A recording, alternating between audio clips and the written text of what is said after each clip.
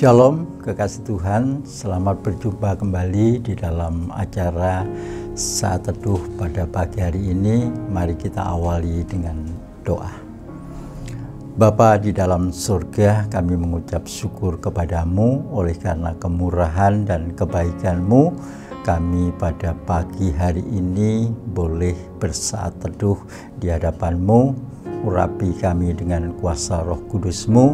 Sebentar kami akan mendengarkan kebenaran firman-Mu.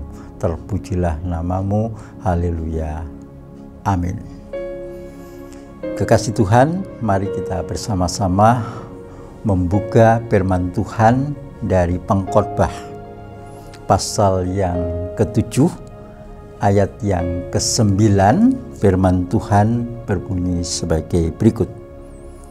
Janganlah lekas-lekas marah dalam hati, karena amarah menetap dalam dada orang bodoh. Amin. Sharing kita pada pagi hari ini mengendalikan amarah. Saya percaya bahwa setiap orang itu pasti pernah marah. Walaupun menyadari bahwa kemarahan itu akan menimbulkan masalah di dalam kehidupan kita, bahkan dalam kehidupan kita bersama dengan orang lain.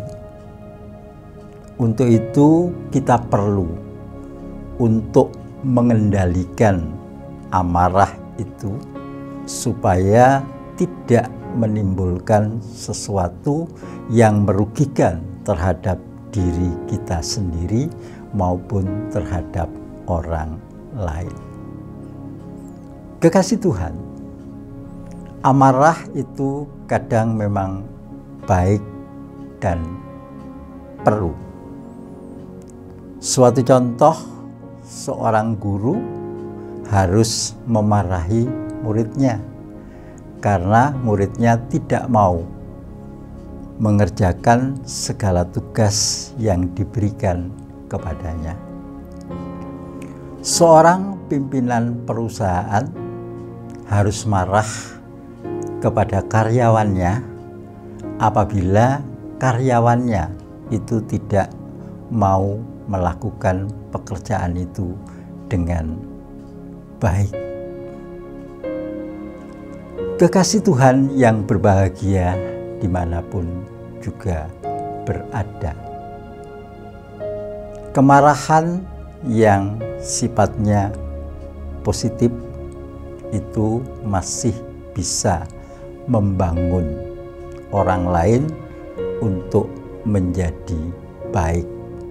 Tetapi kalau kemarahan yang negatif itu adalah kemarahan yang akan membuat orang lain itu semakin rusak.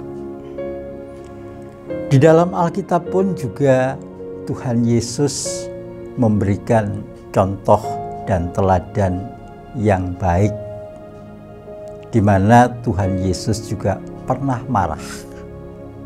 Tetapi kemarahan Tuhan Yesus itu adalah kemarahan yang positif, kemarahan yang bisa membangun suatu kehidupan umatnya.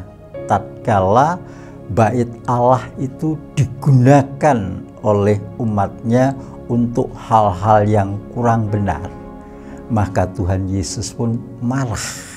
Bahkan Tuhan Yesus menjungkir balikkan meja-meja yang ada di depan bait Allah itu dengan maksud supaya umatnya tahu bahwa bait Allah itu bukan untuk hal yang seperti itu, bahwa bait Allah itu untuk sesuatu yang baik, yaitu untuk memuliakan dan mengagungkan daripada Tuhan. Kemudian juga dalam Alkitab ada contoh kemarahan yang negatif,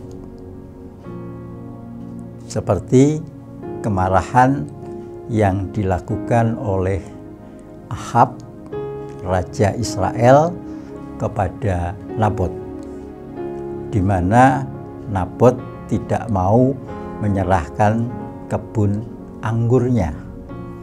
Oleh karena gesekan-gesekan dari istrinya, maka Akab ini melakukan sesuatu yang kurang baik di hadapan Tuhan. Karena apa? Karena Ahab tidak bisa mengendalikan amarah yang ada di dalam dirinya.